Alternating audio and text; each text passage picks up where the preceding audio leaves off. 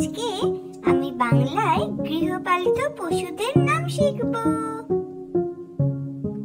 Dog মানে কুকুর, cat মানে বিড়াল,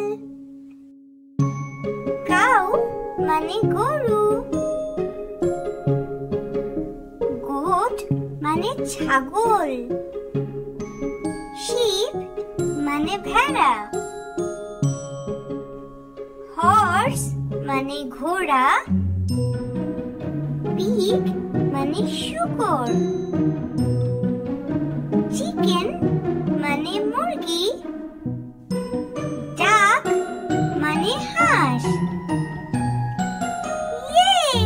আমি 9খানা ডোমেস্টিক অ্যানিমালস এর নাম শিখে গেছি।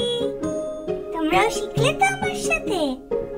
তোমাদের যদি ভিডিওটা ভালো লাগে তাহলে লাইক আর শেয়ার করো, আর আমাদের অবশ্যই সাবস্ক্রাইব